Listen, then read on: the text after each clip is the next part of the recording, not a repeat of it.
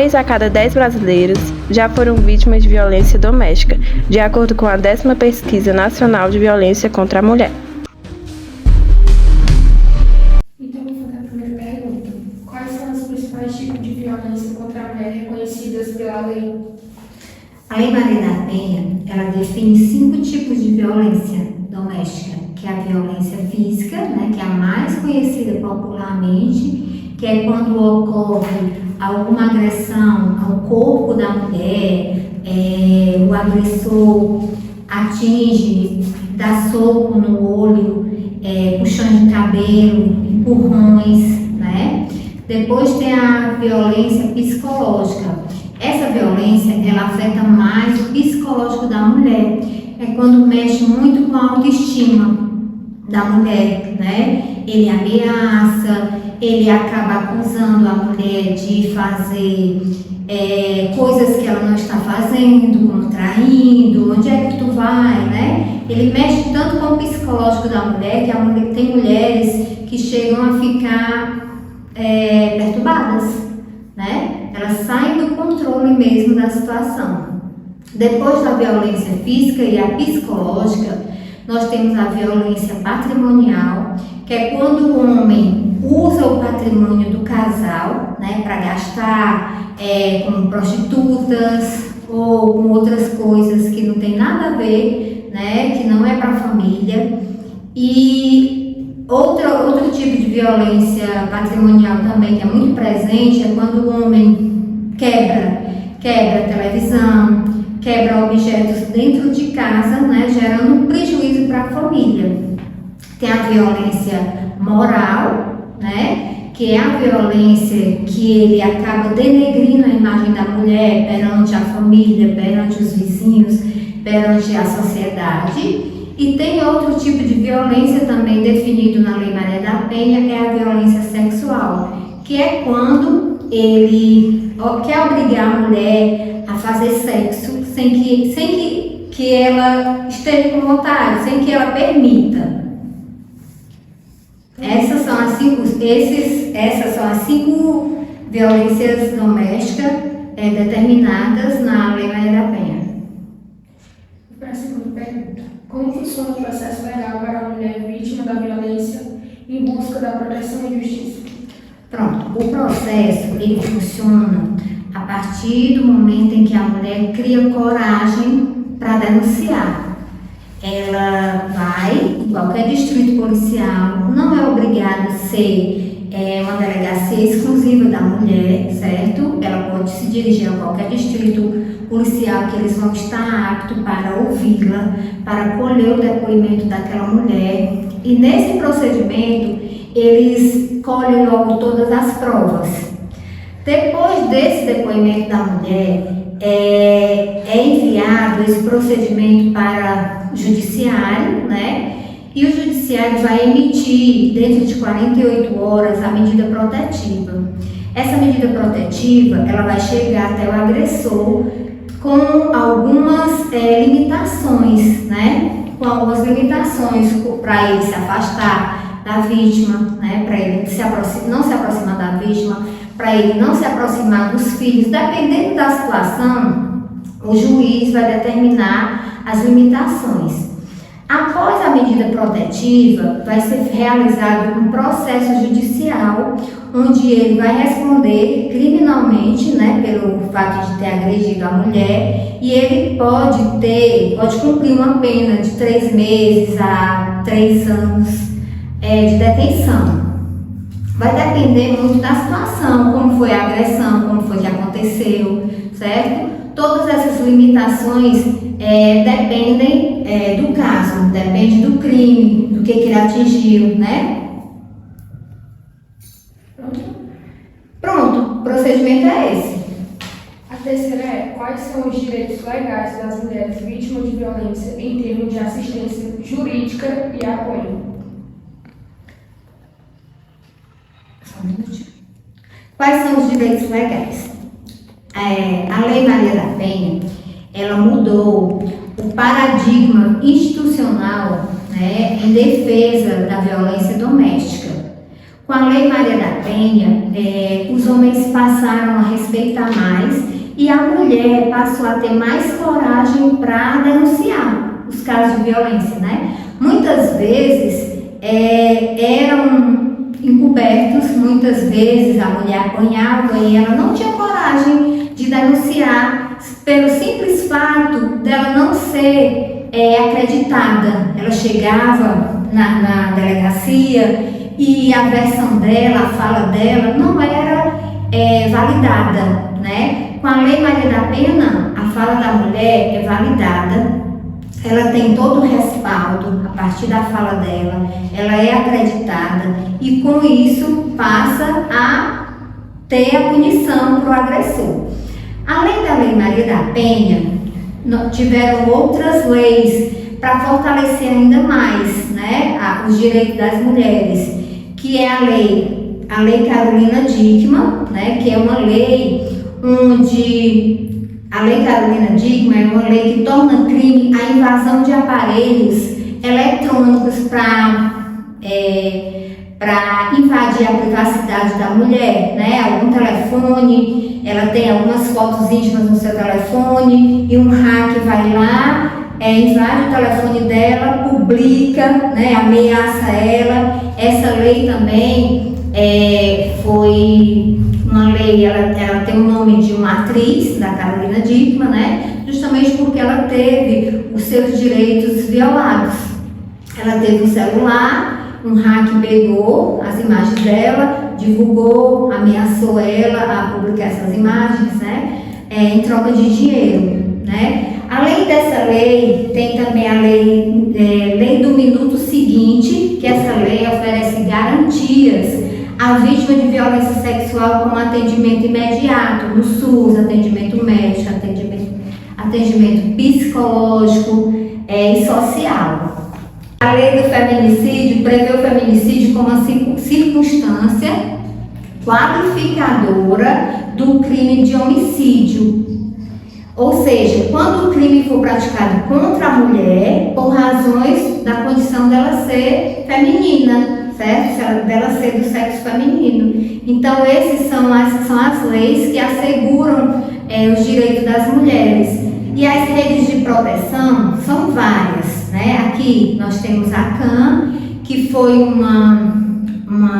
que é onde nós estamos, a Casa de Atendimento à Mulher. Com essa casa, as mulheres tiveram também mais coragem de denunciar o seu agressor, né? Aqui nós temos todo um suporte para recebê-la, tanto em relação ao acompanhamento da delegacia, como o tratamento psicológico, né? Assistente social. A mulher também ela poderá ter direito a um auxílio moradia, né? Que é um benefício dado pelo governo municipal para que ela possa sair de casa e ter para onde ir durante 6 meses, até que ela se organize, né? E busque a sua liberdade longe desse agressor, certo? Temos outra rede de apoio, a Casa da Mulher Brasileira, que é em Fortaleza, também tem todo um suporte bem mais amplo do que o nosso município pode ofertar, e futuramente a gente também vai ter uma aqui no nosso município, né? A Casa da Mulher Brasileira também oferece um suporte, tanto lá dentro da casa tem todo um suporte que recebe a mulher vítima de violência e dá todo um aparato para ela poder se libertar desse agressor. Então, assim, são situações, são redes de apoio que veio fortalecer a cada dia a mulher, né? Existem mulheres ainda totalmente dependentes, que apanham e que se sujeitam a viver do lado daquele homem? Sim, ainda existem muitas, né? Por conta da dependência financeira. A dependência financeira ainda é muito constante no nosso meio, né? As mulheres não trabalham, as mulheres se dedicam somente a cuidar dos filhos e aí acaba se tornando totalmente dependente desses esposos e eles continuam agredindo, eles continuam se achando no direito de dominá-las, né? De tê-las ali como se fosse um objeto dentro de casa, onde eles podem brigar, gritar, bater, né? Sem nenhuma punição. Mas com essas medidas que nós temos aí, com o avanço, né, das leis, muitas mulheres já conseguiram se libertar. E aqui mesmo na Casa de Atendimento à Mulher, nós já temos relatos de mulheres que conseguiram sair desse ambiente tóxico, né?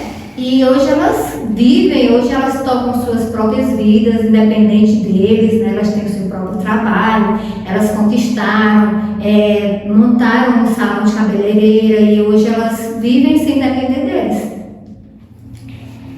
A quarta pergunta é: como a legislação aborda casos de violência contra a mulher quando ocorrem em ambiente de trabalho? Pronto, no ambiente de trabalho, a lei funciona da seguinte forma: tem o assédio moral e o assédio sexual. O assédio moral é quando acontece quando a mulher é humilhada dentro do trabalho, é chamada de burra, né? Pode acontecer só com mulher? Pode, mas isso também acontece com homens, viu? Esse assédio moral tanto pode ser com mulheres como também com homens dentro do ambiente de trabalho. E é quando a mulher não é valorizada pelo que ela faz. Sempre tem aquele gerente, aquela pessoa que está no nível mais alto do seu emprego e ele começa a chamar a mulher de burra, que ela não sabe fazer nada, né? E aí, isso aí é chamado de assédio moral.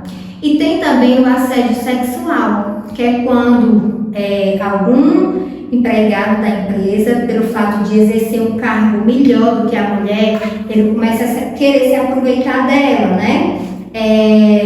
Se aproveitar dela, sair com ela, fazer sexo com ela, pelo fato dela permanecer no emprego. Aí ele começa a ameaçar: olha, você não vai sair do emprego se você sair comigo, se a gente namorar, entendeu? Isso aí é o assédio sexual. Ele usa o cargo dele, pelo fato de ser um cargo de gerente, né? E ela está no cargo mais baixo do que ele, para ele ameaçar e fazer esse tipo de situação, né? E colocá-la nesse tipo de situação, usá-la como se ela fosse um objeto que ela tivesse que servir a esse homem em troca desse emprego. Esses são os dois tipos de violência que acontece dentro do trabalho: a moral e a sexual. Nesses casos, são os mesmos procedimentos que seria para uma mulher normal, assim, sim, que sofre violência doméstica? Não, é totalmente diferente, viu? Para acontecer a violência doméstica e ela ter direito à lei Maria da Penha, né, aos direitos constantes na lei Maria da Penha, o crime tem que acontecer dentro do âmbito familiar, né, ou dentro de casa, ou mesmo que não seja dentro de casa, mas que seja um tio, que seja um irmão, que seja um primo, entendeu? Para configurar um núcleo familiar. Agora, no trabalho é outra situação, já é uma situação aí que envolve a justiça do trabalho, não envolve a Maria da Penha. Entendi. Quando as leis são aplicadas, elas são fiscalizadas? As leis são fiscalizadas da seguinte forma: como eu falei, aquele procedimento para vocês, né? Que tem a denúncia, depois da denúncia vem a medida protetiva de urgência, onde o agressor recebe a medida e ele vai ter que cumprir, né? Depois tem um processo judicial. E em caso de descumprimento, né? Em caso de descumprimento, quem vai fiscalizar e quem vai denunciar é a própria vítima ou um parente muito próximo dela, como por exemplo, se a mulher foi agredida fisicamente, ela está com medida protetiva e o agressor descumpriu, o que acontece? Ela, né, ele se aproximou dela, ele foi lá novamente e chegou a agredir essa mulher, né? Depois da medida protetiva, a mulher vai lá na delegacia, ou então ela pode usar os telefones, né? O 180, o 190, certo? Ou então o WhatsApp, ou então o telefone da CAM. Ela pode ir lá e dizer na própria delegacia que ele descumpriu. Quando ele for denunciado novamente pelo descumprimento, aí ele já vai ser expedido, já vai ter expedido contra ele um mandado de prisão, onde os policiais vão buscá-lo para prender porque ele descumpriu, né? Nós já tivemos situações aqui onde a mulher veio relatar que ele tinha descumprido de madrugada, ele foi lá na casa dela e bateu na porta, agredindo, ameaçando toda a família, e ela veio aqui, nós fomos na delegacia, fizemos a denúncia novamente e foi emitido um mandado de prisão e ele foi preso e cumpriu pena, viu?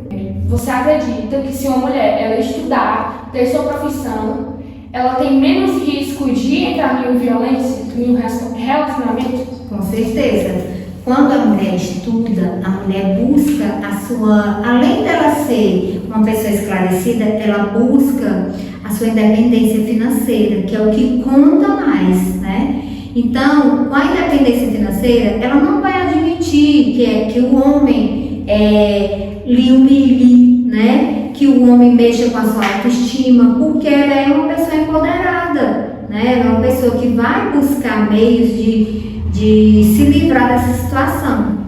E se isso acontecer, né? Pode acontecer dela mesma sendo estudada, dela mesma tendo uma condição financeira boa, ela pode sofrer violência doméstica? Pode, só que ela não vai ficar dependendo, não vai ficar à mercê desse agressor por muito tempo. Ela vai criar coragem e vai denunciá-lo, né? Então, assim, o estudo, com certeza, é um meio de livrar essas mulheres da dependência financeira e de violência doméstica, né? Com o estudo, a gente busca inúmeras possibilidades de trabalho, né? De falas, né? Uma mulher estudada também, ela tem mais respeito, né? E ela consegue se livrar. Eu acredito que o estudo é a porta para a liberdade contra a violência doméstica.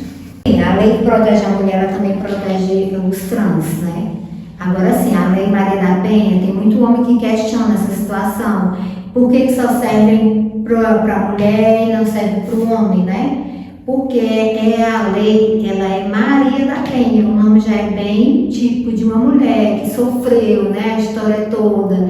Ela sofreu violência doméstica por muito tempo e ela lutou pela liberdade, né? Então só serve realmente para os homens e agora está abrangendo também as mulheres trans. Mesmos direitos de serem acompanhadas na delegacia, né? De terem uma medida protetiva que favorece a elas, certo? Ter distanciamento para que o agressor não se aproxime delas. Então, todos os direitos que cabem à mulher do sexo feminino, cabe também às mulheres trans. O que eu tenho que acrescentar aqui é que em casos de violência doméstica, não deixe de denunciar, né? As mulheres precisam se libertar disso, né? Nós temos aí vários avanços, várias conquistas. Todas essas conquistas que hoje nós mulheres temos, é fruto de luta, né, de muitas mulheres que sofreram e que hoje nós temos essa conquista da Lei Maria da Penha. É por conta disso, nós devemos a ela e por isso nós temos que agradecer e fazer valer esses nossos direitos. Então não se cale diante da violência doméstica, denuncie, certo? Denuncie e se livre desse ambiente tóxico, certo? Hoje em dia as mulheres têm condições de viver, se não quiserem outros relacionamentos, elas podem viver sozinhas, criar seus próprios filhos, né? Elas não são mais discriminadas como elas eram antigamente. Então não deixe de denunciar e se liberte. Se não for para somar, né? Se não for para somar, que fique sozinha, certo? Então Disque 180, denuncie, entre em contato com a CAM, vá na delegacia, chame a polícia, certo? Pode também ligar para o WhatsApp da polícia, que eu tenho aqui o número, é o 997726975, que é o telefone da PM, pode ligar também por 190 e vamos reduzir cada vez mais esse crime, né? Se a gente se der as mãos, se a gente se unir, nós também podemos denunciar casos de vizinhos, casos de parentes, né, que sofrem violência, que a gente sabe que existe isso, e tem muita gente que até hoje não tem coragem de denunciar por medo, né, das ameaças, porque o homem acaba ameaçando, certo? E assim, a gente tem que criar coragem e se libertar. Dados do Fórum Brasileiro de Segurança Pública, pesquisa realizada em 2022. Cerca de 18,6 milhões de mulheres brasileiras foram vítimas de violência física, sexual e psicológica em 2022. 14 mulheres foram agredidas por minuto. Uma em cada 3 brasileiras com mais de 16 anos sofreu violência física e sexual provocada por parceiro íntimo ao longo da vida. Em 31,3% dos casos, os ex-companheiros é o autor da violência e em 26,7% é o atual parceiro íntimo. 53,8% relataram que o episódio mais grave de agressão aconteceu dentro de casa. 45% das mulheres disseram que não reagiram à violência e somente 14% foram até uma delegacia da mulher denunciar. Geralmente, quando as mulheres chegam aqui na CAM, elas muitas vezes já vêm em função da violência física e das agressões físicas. Isto se dá porque, na nossa cultura, a gente entende que violência física e que violência doméstica é apenas quando acontece uma agressão física ou um tipo de violência que machuque fisicamente. Então, muitas mulheres chegam aqui por conta da violência física. Nós abordamos como um todo, né? E sempre nos deparamos com situações em que elas já vinham passando assim, por outras violências, inclusive violência psicológica, violência financeira, que a gente também chama de violência patrimonial, a violência de gênero, violência sexual, entre outros, né? Então, para a gente abordar sobre a violência física e sobre as agressões, também sinalizando sempre no início que nunca começa o relacionamento e a violência doméstica por um tapa. Sempre começa ali pela primeira manifestação de abuso psicológico. Naquele dito relacionamento abusivo, a gente começa com mulheres que já começam ali o homem, né, ou o companheiro, enfim, manipular, controlar como ela se manifesta, com quem ela fala, o que ela faz, a roupa que veste, né? E já nesse ponto aí, a gente já vê pessoas, né, homens, que acabam perdendo o controle, né, não conseguem mais se conter, se controlar diante da contrariação dessas mulheres e se estouram, vou dizer assim, explodem. E aí algumas vezes eles começam a explodir de que maneira? Jogando alguma coisa na parede, né, jogando alguma coisa no chão, às vezes jogam próximo à mulher, mas nunca na mulher, até que por fim chega de fato a violência física. Então a gente já sinaliza bem no início que o abuso psicológico ele é praticamente um precursor da violência física. Geralmente não começa com física, geralmente começa com a psicológica. Já teve algum paciente que desistiu dos atendimentos por conta de pressão externa, familiares ou pessoas próximas? Infelizmente, né, digamos assim, é uma realidade constante nos casos que a gente atende. Muitas vezes elas vêm inicialmente porque alguém forçou na família, porque alguém pressionou, porque alguém disse que era o certo, e a gente percebe que no íntimo dela ela não acredita que isso é o certo. Algumas até chegam a pedir assim, por favor, eu só quero que fique aqui, eu não quero que façam nada, eu não quero ouvir nenhum tipo de medida protetiva, de ação, enfim. Não quero prendê-lo, né? A gente ouve diversas vezes isso, e eu gostaria até de ressaltar que quando a gente atende mulheres vítimas de violência doméstica e entre outras violências, é comum dentro de equipamentos a violência institucional também, que seria o quê? Seriam profissionais que forçam a mulher a tomar decisões que naquele momento ela não está pronta para tomar. Uma delas caberia, tem que se separar desse agressor, tem que deixar o agressor, tem que sair de casa, tem que fazer isso, tem que denunciá-lo. Aqui a gente não trabalha dessa forma. Então, nós trabalhamos com a forma de que garantimos o direito dela. Se o direito dela está incluso permanecer dentro do relacionamento, perfeitamente. Assim a gente atende. Então, muitas vêm, né? Ou então vem no ímpeto de uma briga que teve, uma discussão que teve, aí tá cheia de vontade de denunciá-lo. chega aqui, é atendida, né, acolhimento, primeiro inicial a gente faz acolhimento, depois a gente sai agendando com todos os profissionais para que ela tenha um atendimento individual e especializado, mas de certa forma, chegar ali no segundo, terceiro atendimento, ela tem uma evasão. A gente entra em contato para acionar, para saber o que aconteceu, muitas vezes ela retoma o relacionamento, ela desiste realmente de continuar o processo, né? Mas a gente sempre ressalta que não há necessidade dela deixar o companheiro. E eu até comunico assim que tem uma maneira dela conseguir ter o relacionamento, estar sendo atendida e acompanhada pela equipe e ao mesmo tempo não precisar, né, ser vítima de violência, porque com o atendimento psicológico, o atendimento social e o atendimento jurídico, ela já começa a ter controle da situação em torno do que ela sente, em torno do que ela quer para a vida dela, em torno do que ela pode ser vítima ou não. Eu vou dizer dessa maneira, mas algumas, né, realmente desistem pela pressão de familiares. Você vai denunciar fulano é um pai maravilhoso, como é que você vai viver? E seus filhos, né? Você vai vai destruir sua família, né? A gente ouve bastante comentário dessa forma. E já na questão positiva, você acha que eles podem ajudar no apoiamento, você pode ajudar na recuperação da mulher, né, quando ela sofre agressão, nesses Pronto. Temos casos também de mulheres que no início elas cometem essa invasão do atendimento, porque elas ficam com receio ou elas acham que já conseguiram contornar a situação, adquirir ali uma força. Muitas até dizem assim, só de eu ter vindo aqui na casa de atendimento à mulher, ele já ficou com medo, né? Ele já mudou o jeito dele. E aí elas, digamos, se enganam às vezes, né? Como também realmente pode até haver uma mudança. Elas se enganam, deixam passar esse tempo e retomam a violência, porque, né, é uma violência cíclica, e aí elas voltam aqui ao acompanhamento. Muitas começam a se empoderar durante o princípio do acompanhamento, mas é um empoderamento que ainda não está suficientemente concreto. Então, quando elas se deparam com outra dinâmica de violência dentro de casa, elas perdem totalmente a estabilidade emocional.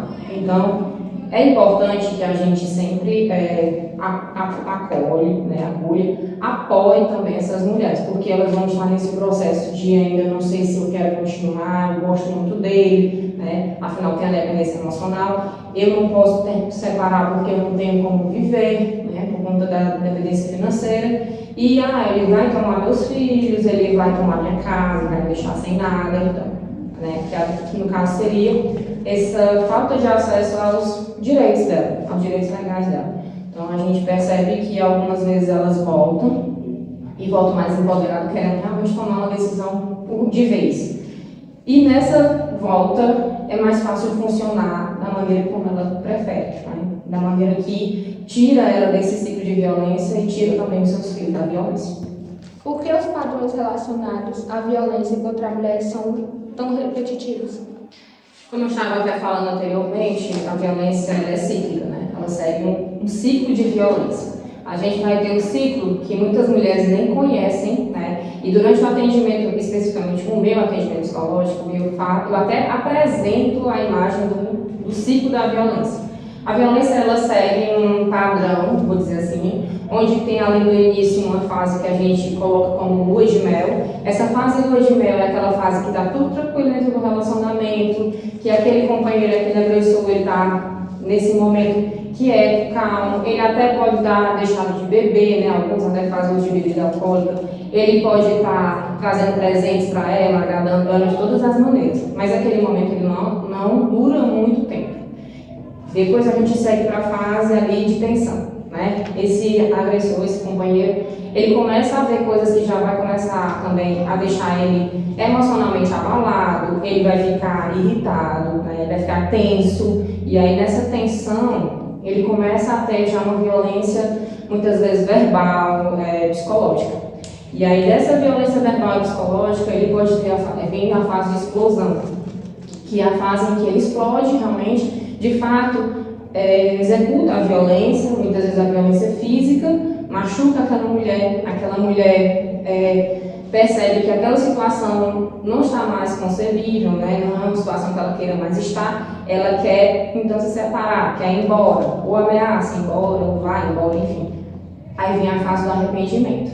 Esse dito companheiro agressor, ele se arrepende, viu que não era o que ele se excedeu, pede desculpas, diz que se arrependeu, que vai mudar. Ela, como eu falei anteriormente, por dependência financeira, por dependência emocional ou por falta de acesso às leis para entender os direitos dela como mulher e como mãe, como companheira, ela aceita esse retorno, né? E aí eles passam ali uma fase, novamente, de lua de mel, onde ele passa ali uma semana, 2 semanas tranquilo, né? Sem nenhum tipo de discussão, mas a gente sabe que qualquer situação, por menor que seja, pode novamente acionar esse ciclo e ele vai entrar de novo na fase de tensão. Então, esse ciclo, ele praticamente, a maioria das mulheres que eu atendo vítimas de violência, em especial a doméstica, né, ele é muito evidente. Algumas nunca nem ouviram falar, quando a gente fala, elas já mencionam, é idêntico, é igual. Então, é dessa maneira que a gente percebe como ele se repete, né? Como a gente vive com mulheres que têm dependência emocional e financeira, esse ciclo passa a ser mais comum e frequente. Qual é o tipo de agressão que vocês mais recebem aqui? A gente recebe mais a violência psicológica. Ela praticamente está em primeiro lugar. Em seguida, a gente vem seguido da violência física mesmo. De que forma a cultura e a criação da mulher interferem nesses casos? Bom, nós vivemos numa sociedade patriarcal, né, que tem uma origem já colocada ali, indicada que o homem, né, o sexo masculino, vou dizer dessa maneira, e o gênero masculino também, ele é tido como superior ao gênero feminino. Então, desde muito tempo, né, desde, digamos assim, do tempo das nossas avós, das nossas bisavós, essa circunstância de que a mulher ela vem sempre num posto de submissão é bem frequente. Inclusive aqui na CAN, né, como em outros equipamentos que já atendem vítimas de violência doméstica, a gente percebe que as mulheres mais velhas, né, até mulheres idosas, elas têm uma certa resistência também a vir, né, em atendimento para denúncia de violência, porque como elas foram criadas, né, já vem essa forma de dizer que mulher tem que aguentar tudo isso, mulher tem que ser submissa, mulher tem que não se preocupe que homem é assim, desde que todo homem faz isso, principalmente quando eles traem, né, mulher, todo homem é assim. Então, a gente tem uma sociedade que determina que meninas precisam ser submissas, precisam ser calmas, quietas, rebuscadas, né? Precisam ficar caladas, não podem se manifestar, não podem falar, não podem fazer nada, devem aceitar tudo. E os meninos não, os meninos já são libertos, podem fazer o que querem, podem viajar, podem conquistar o mundo, então podem também submeter as mulheres ao que eles acham que é o correto, né? Mulher minha não faz isso. Mulher minha tem que ser assim. Pois eu não aceito mulher minha fazendo isso, tal. Enfim, são comentários que a gente ouve diversas vezes dentro da nossa própria sociedade, né? Inclusive, a gente também percebe que nessa criação de meninos e meninas, as meninas já começam ali brincando com coisas de casa, tarefas domésticas, e enquanto meninos ficam brincando de quê? De coisas na rua, brincando, correndo.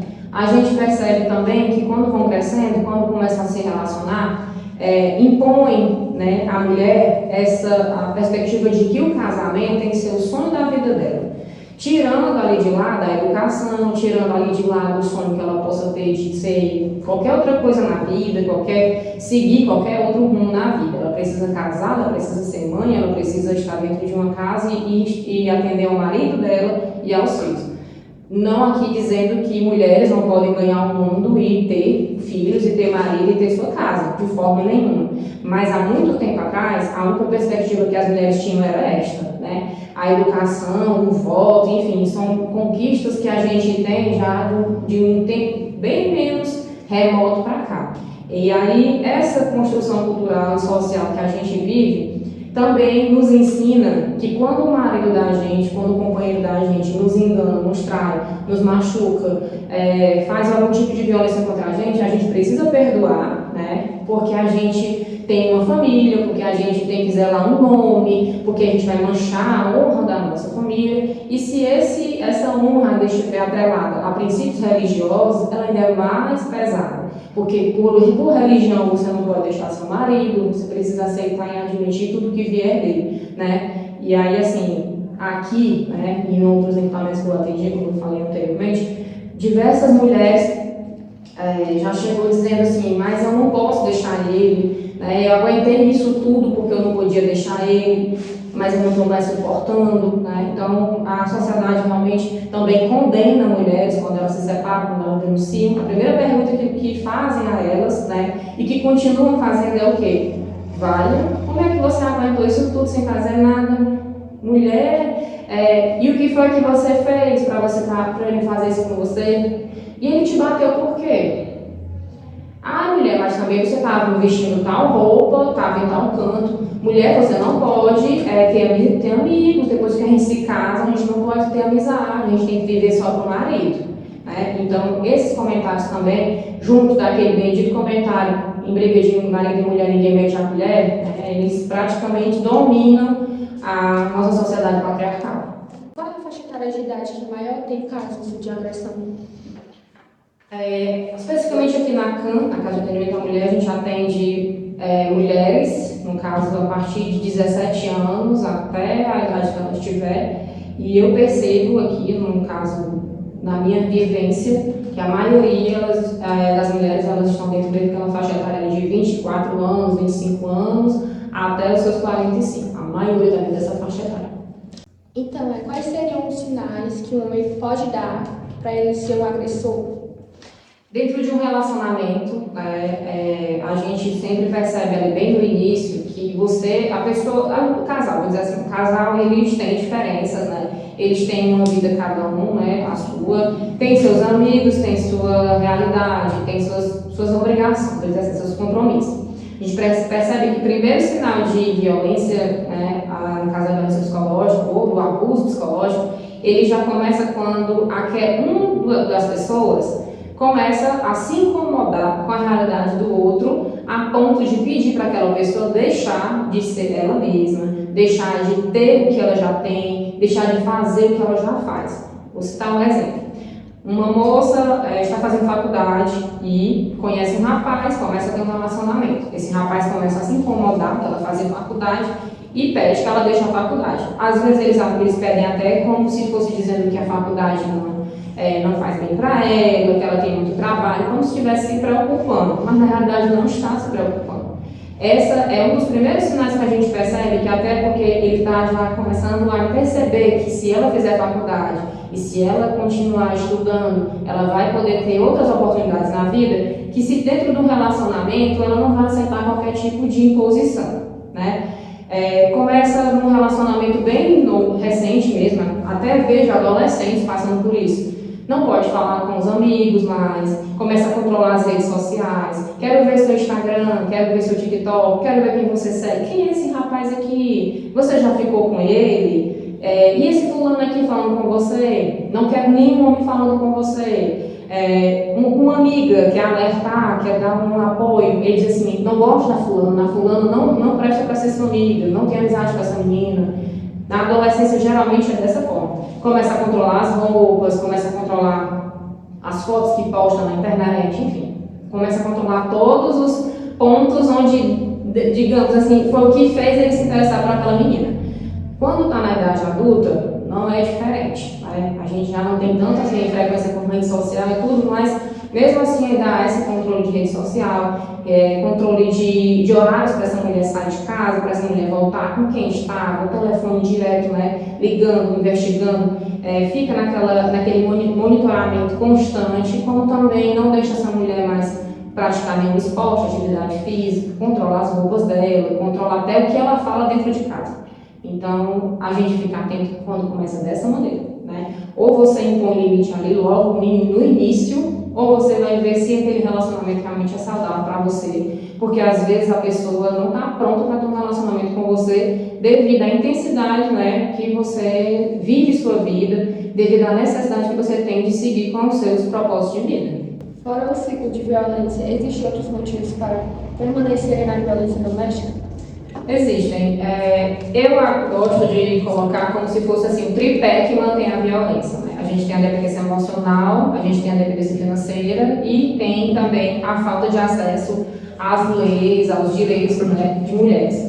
A dependência emocional, como eu coloco, é aquela dependência em que a mulher acredita que tem que viver com aquele companheiro, tem que perdoar aquele companheiro, não consegue viver se não for sem ele. Inclusive isso, né, essa frase já vem ali de uma violência psicológica, onde ele coloca que se ela deixar ele, ela não vai ser feliz mais com ninguém, que somente ele vai ter essa capacidade de amá-lo, né? A dependência emocional ela é presente em todo tipo de mulher, inclusive mulheres que têm ali um acesso à educação, mulheres que não têm, porque a dependência emocional ela é o estado da pessoa que não tem ali uma autoestima bem definida, não se sente capaz de viver longe, né, daquele agressor. A dependência financeira ela se configura muito em torno ali daquela mulher que não trabalha, que deixou ir lá para os estudos, o trabalho, enfim, para estar naquele relacionamento, que ele diz que vai sustentar, mas essa mulher sofre diversas vezes aquela violência de dizer que quem mantém ela, quem sustenta ela é ele, que ela não tem capacidade de sair dentro de casa porque ela não vai se manter fora de casa. E essa mulher muitas vezes tem crianças, tem filhos, e realmente ela não tem, falta também o apoio da família para isso, né? Porque a família não tem como recebê-la novamente com essas crianças, ela acaba se mantendo dentro do relacionamento. E por fim, o direito, né, que muitas mulheres não conhecem. Direito à divisão de bens, direito à pensão alimentícia dos filhos até 18 anos, direito também de haver ali alguma outra circunstância que eles têm dentro do relacionamento e ela não conheça. E que muitas vezes são contempladas durante o atendimento com a advogada aqui na Câmara. Como pode denunciar? Hoje, para fazer uma denúncia, a gente tem o Disque 180, que as mulheres podem ligar de qualquer lugar do Brasil e podem ligar até anonimamente, falando sobre a situação.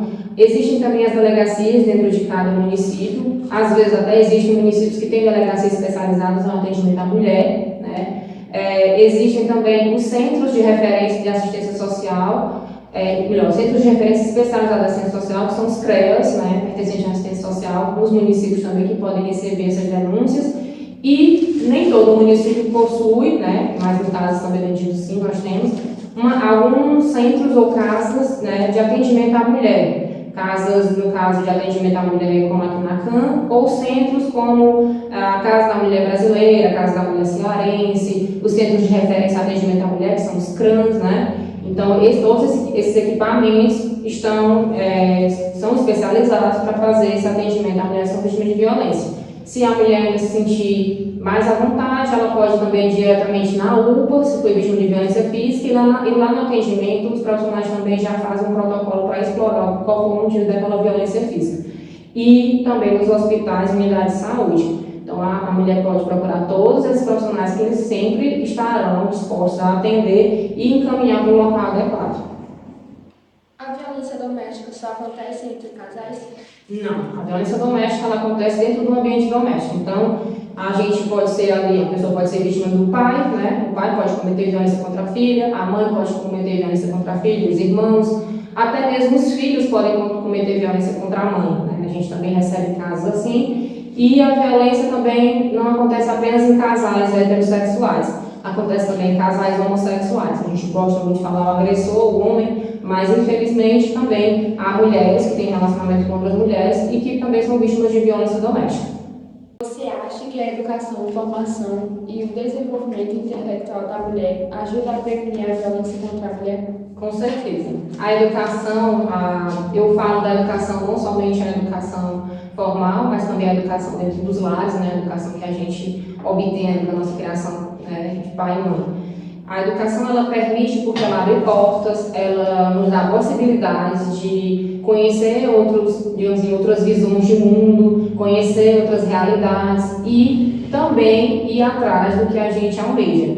A educação permite com que meninas, né, com que adolescentes já possam obter conhecimento sobre uma determinada profissão para futuramente seguir essa profissão e conquistar sua independência financeira. Motivo esse, né, independência financeira, que às vezes é tão atrelada à violência doméstica, porque diversas vezes a gente percebe que mulheres continuam dentro do ciclo de violência porque não tem como se manter financeiramente. E uma mulher que tem a sua profissão, que tem a sua formação, que tem ali seu curso técnico, seu curso profissionalizante, ela pode obter uma renda porque ela pode trabalhar no mercado de trabalho, fora, né, do trabalho dentro de casa, do trabalho doméstico, e assim conquistar ali a sua independência financeira para não estar ali atrelada àquele agressor, de forma que ela não possa romper com esse relacionamento. A educação também molda as nossas mentes, né? Faz com que a gente consiga se empoderar, conhecer os nossos direitos, conhecer o que é relacionamento abusivo, o que é relacionamento violento, se defender, denunciar, se proteger. A educação também salva vidas, né? A gente fala muito isso, porque quando a gente orienta aqui uma mulher que está sendo vítima de violência e ela se dá conta que viveu e vive essa violência há tanto tempo, ela deseja romper, então a gente salva a vida. A violência também liberta esses filhos dessa mulher, né, que vivem dentro da violência doméstica e crescem acreditando que aquilo ali é uma forma correta de manter um relacionamento. Então, para mim, a educação praticamente seria a base, a chave de muitas coisas que hoje a gente percebe, né, dentro da nossa sociedade, que mantém a violência como uma realidade constante. Eu me chamo Georgia, sou advogada, trabalho aqui na Procuradoria da Mulher como assessora jurídica e hoje vou estar aqui respondendo essas perguntas juntamente com os alunos da escola. Quais são os principais tipos de violência contra as mulheres reconhecidos pela lei? Pronto. Pela Lei Maria da Penha, nós temos alguns tipos de violência. Muita gente acha que só a violência física é que é punida, mas hoje também a violência psicológica, violência patrimonial, violência moral, também são punidas pela legislação. E também a violência sexual. Vamos para a segunda. Como funciona o processo legal para uma mulher vítima de violência, busca, proteção e justiça? Pronto, o primeiro lugar que essa mulher deve procurar é a delegacia, pois lá é o pontapé inicial para que essa denúncia seja formalizada e o agressor dessas violências possa ser realmente punido.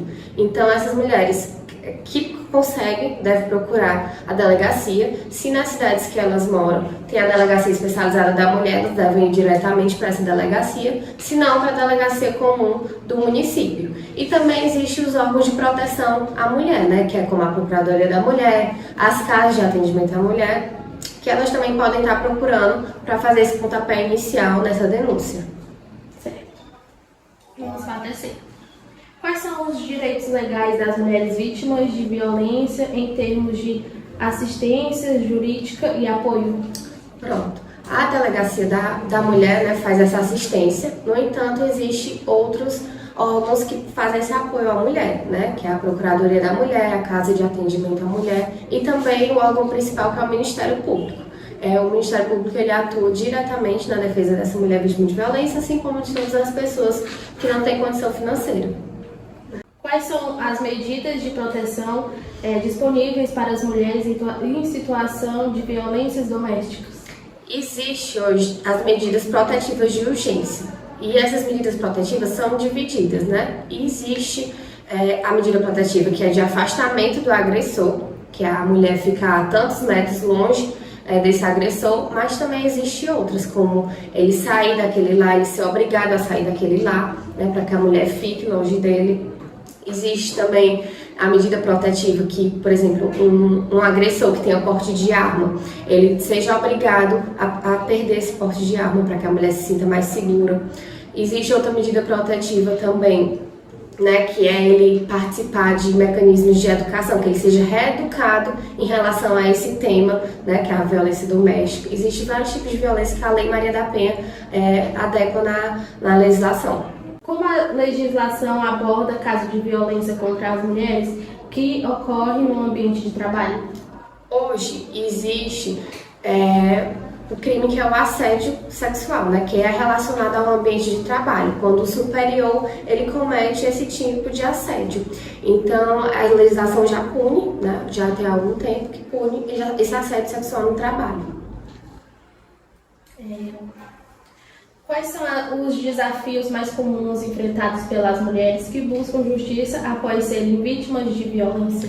Eu acredito que o mais difícil, além do machismo que existe não só naquela família do agressor, mas também existe na delegacia, existe na justiça, existe no fórum, existe no advogado. Eu acho que o mais difícil, além de ser esse machismo, é a descredibilidade que a sociedade dá para a mulher, para o depoimento dessa mulher.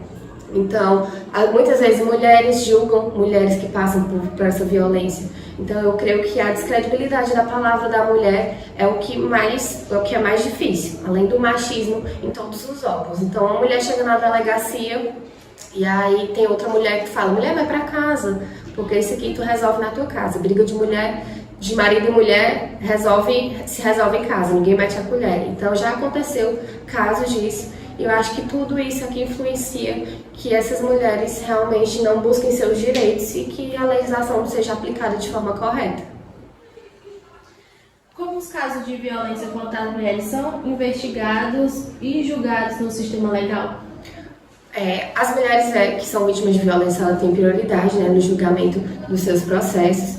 Então, o que a legislação diz é que a mulher deve ter prioridade para que seu processo corra mais rápido, né? O Ministério Público deve botar todas as suas forças também para investigar o caso, a delegacia também deve tratar como prioridade. Então, hoje, o sistema legal ele deve priorizar a mulher vítima de violência para que seu caso seja respeitado, né? Qual é o papel das medidas de prevenção e educação na redução da violência contra as mulheres? O machismo, como eu já havia falado, né, que vem de uma sociedade que vivia num patriarcado, né? Então, lá de muito tempo atrás, a gente vive com essa sociedade que entende que o homem é dono da mulher, que a mulher deve fazer os gostos do homem, que a mulher não pode trabalhar, que a mulher não deve ter, né, a mulher não tem o poder de si. Então, como a gente vem de uma sociedade que tem esses costumes, a gente deve estar modificando isso desde uma criança. Porque se essa criança nasce e cresce aprendendo que a mulher deve fazer o que ela quer, que ela pode trabalhar onde ela quiser, com certeza a gente lá na frente consegue prevenir mais casos de violência, a gente vai ter uma sociedade com menos machismo. Então a prevenção realmente é tudo que a gente pode fazer para que as próximas pessoas, as próximas mulheres não sofram tanto quanto os nossos pais, nossos avós sofreram.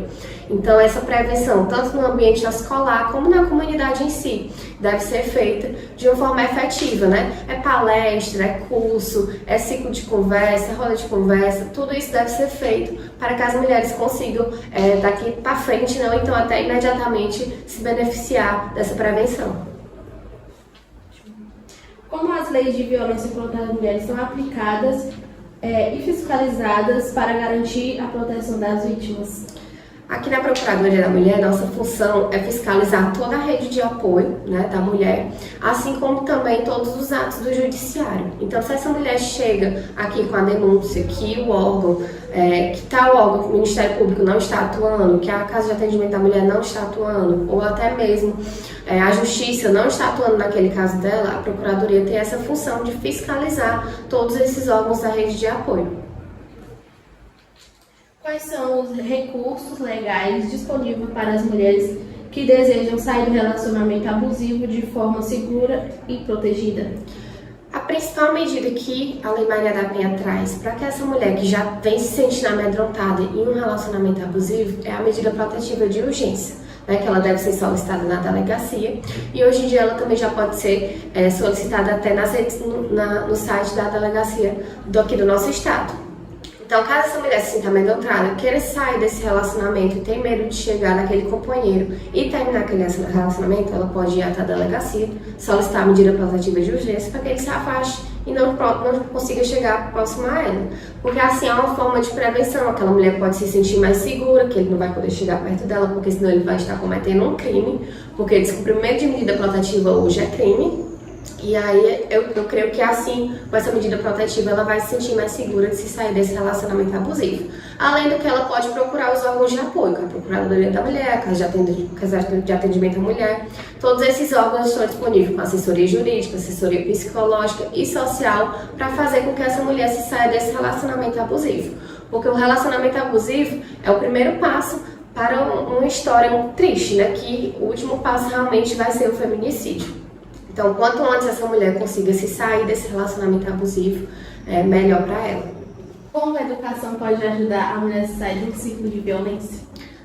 Um dos principais fatores para que a mulher viva nesse relacionamento abusivo é a sua dependência econômica, né? Então, essa mulher tem muito medo de fazer com que os filhos passem fome, não ter o que comer, não ter o que vestir, não ter como se sustentar. Então, hoje eu vejo a educação como um meio de inserir essa mulher no mercado de trabalho, né? Uma mulher que consegue ter um estudo, que ela consegue fazer uma graduação, ela vai conseguir adentrar no mercado de trabalho muito mais do que aquela que não tem. Então, eu acho que hoje a educação, além da área da prevenção, né, da mulher saber os seus direitos, da mulher saber onde é que procura ajuda, também nessa seara de qualificar essa mulher para o mercado de trabalho. Porque uma mulher que é independente, hoje ela não aguenta mais abuso, não aguenta mais violência e consegue realmente se sair de todo tipo de agressão. A Lei Maria da Penha hoje, ela é a lei mais completa que existe, né? A história dela foi criada realmente para sanar um grande problema que foi a vida da Maria da Penha, né? Que ela passou por vários tipos de abuso, violência física, violência psicológica, e a Lei Maria da Penha ela é muito completa. Ela fala de todos os tipos de violência, fala de tipos de medida protetiva e até mesmo a reeducação desse agressor. Então essa mulher deve sempre se assegurar da Lei Maria da Penha. Existem outras leis, como a Lei Carolina Dickmann, Joana Maranhão, mas elas abarcam casos mais específicos. A maior lei que existe e que mais protege as mulheres é realmente a Lei Maria da Penha. A mulher vítima de violência, se nos seus municípios tiverem órgão de apoio já especializado, como eu já falei, a Delegacia da Mulher, uma Procuradoria da Mulher, Casa de Atendimento, devem sempre procurar esses órgãos. Mas caso não tenha, essa mulher pode estar buscando ajuda na delegacia, também no Ministério Público da sua cidade e também na Central de Atendimento à Mulher, que é só discar o número 180, que os funcionários dessa central vão buscar os órgãos de proteção mais próximos.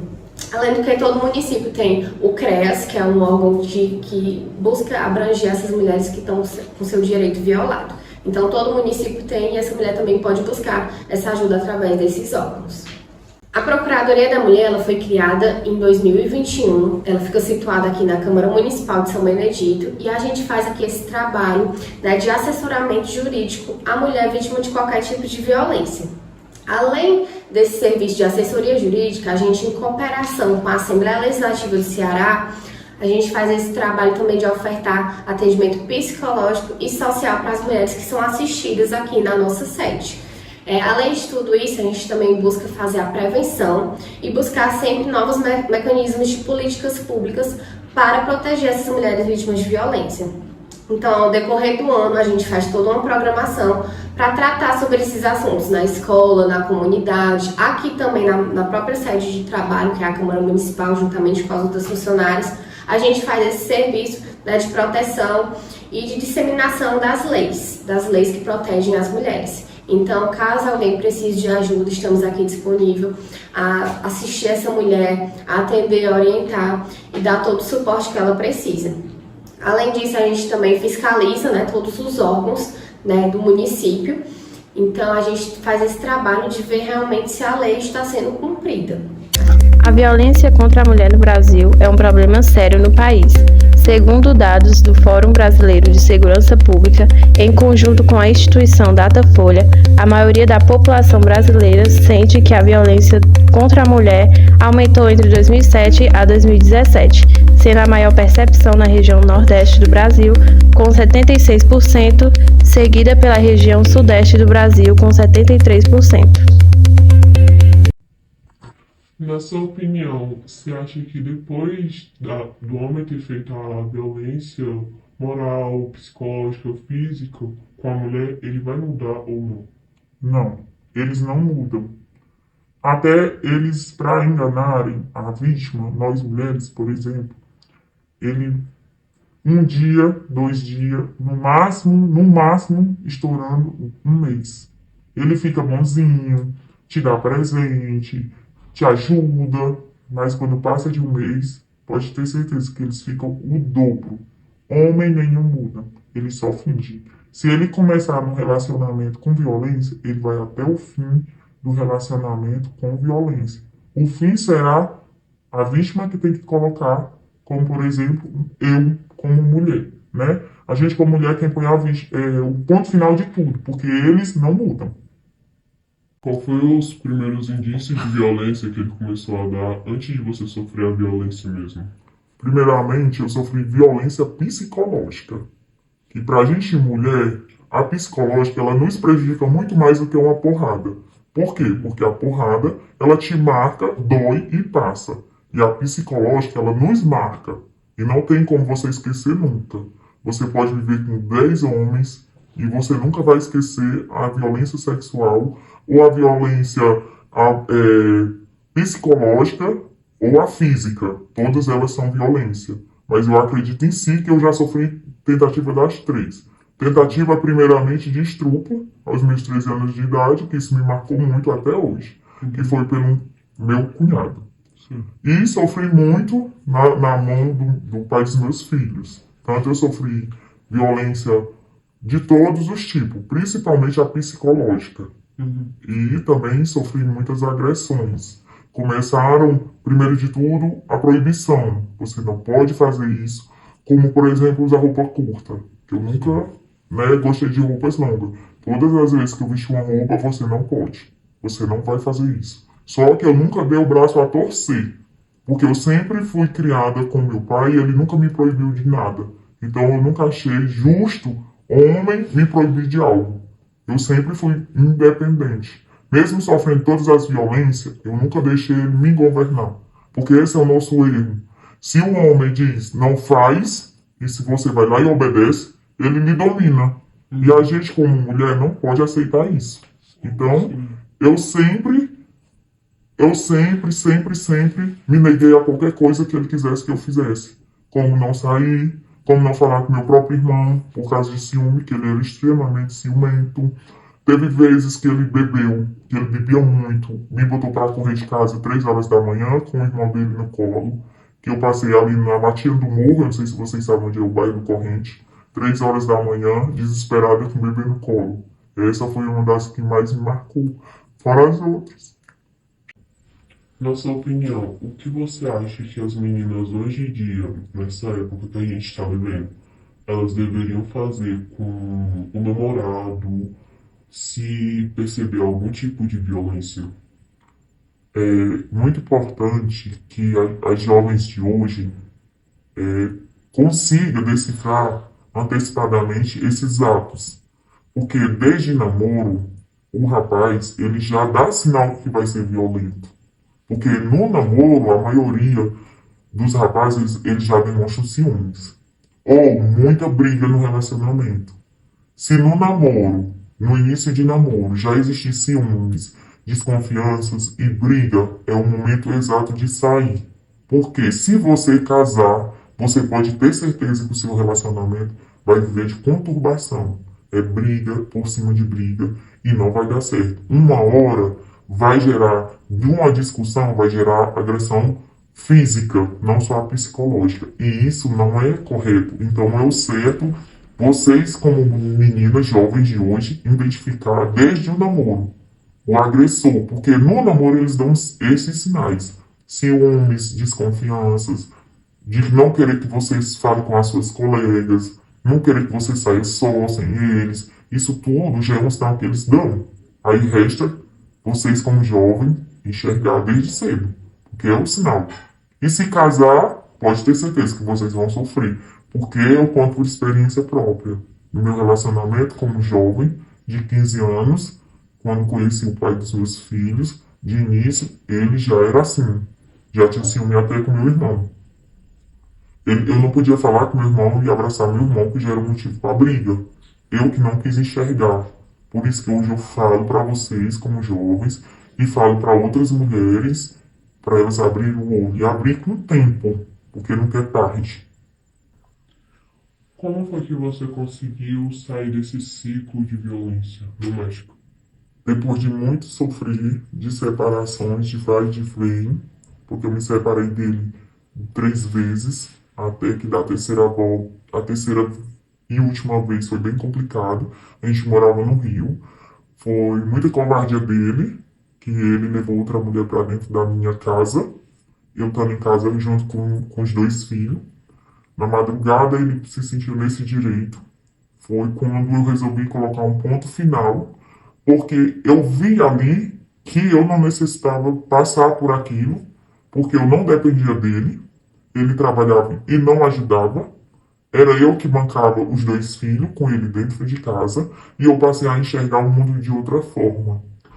Apenas tive uma conversa com uma colega que ela falou: ou você abre o olho, ou você vai viver o resto da sua vida sofrendo. Que foi essa decisão, que foi nessa última briga, que foi tudo destruído.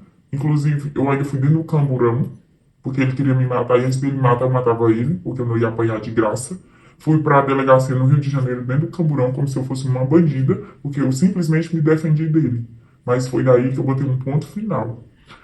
Resumindo essa história, para não ficar muito longa, eu fui embora para São Paulo, ele foi atrás de mim, para você ver como a pessoa é sem noção quando ela não enxerga a realidade. Eu fui assim. Não enxergava, até que em São Paulo ele atrás de mim, eu por necessidade, medo de passar fome numa cidade grande com 2 crianças desempregadas, resolvi botar ele dentro da minha casa, novamente. Que foi quando ele começou a fazer tudo novamente, tudo pior. Novamente não, pior porque eles não mudam. Que foi quando eu peguei um fio no meio de uma briga, ele pegou uma faca para me matar e eu peguei um fio de energia qualquer que eu achei na garagem e antes dele me bater eu dei muito nele. E joguei no outro dia tudo dele na rua, tudo, botei na calçada. E desde esse dia eu falei, nunca mais, homem nenhum triscar a mão em mim, meus filhos nunca mais vão ver essa violência que eles viam, principalmente o mais velho, ele viu muita violência. Então foi daí que eu tomei a decisão e nunca mais quis ir. Ele chorou muito atrás de mim. Detalhe, em São Paulo ele botou bandido para me matar. Eu fui ameaçado de morte várias vezes por bandido por causa dele. Mas resolvi botar um ponto final. Já tem muitos anos que a gente se separou e não tenho contato, nem vínculo nenhum. Nem ele tem comigo, nem tem com os meninos. O que você acha no quesito da educação ajudar as mulheres que sofrem violência doméstica a sair desse tipo de violência? Para mim, isso não importa muito, nesse requisito. Por quê? Porque eu sempre trabalhei, né? Mesmo com todas as dificuldades, eu estudava. Mas, infelizmente, não terminei nem meu ensino médio. Agora que eu estou terminando, ele sabe disso. Por quê? Porque quando fiquei grávida, foi na adolescência. É isso que eu falo. Antes de qualquer coisa, uma mãe de uma filha mulher, não só de mulher como de homem, orientá-la. Para quê? Para se cuidar, para não chegar ao ponto que eu cheguei. Porque eu não tive orientação nessa parte. Tipo, como se prevenir. Meus pais eram da roça, nunca me orientaram sobre nada. Então o pai dele foi meu primeiro namorado e logo de cara eu já fiquei grávida. E isso foi uma das coisas que me atrapalhou. Porque eu tive que parar de estudar. Então eu acho assim, que a pessoa tem muito que se prevenir, as meninas, tanto os meninos, para não chegar a acontecer isso, para não se prejudicar. Porque fazendo isso você se prejudica. E não tem como você terminar seus estudos, fazer uma faculdade. Isso prejudica muito a mulher. Muitos meninos abandonam, né? Pronto, foi o meu caso. Eu abandonei o meu ensino médio para cuidar do meu filho. Porém de tudo, grávida eu tinha que trabalhar. Porque se eu não trabalhasse, ele não ia ter roupa para usar. Porque o marido que eu arranjei, ele trabalhava, não ganhava mal, mas o que ele ganhava era para beber. Além de tudo, para dar para outras. E a gente, quando é adolescente, hoje eu sei que é muita imaturidade. Se a mãe não te orienta, é muita coisa errada que não acontece. Como o meu caso. Se eu tivesse tido orientação na época, eu jamais teria ficado grávida.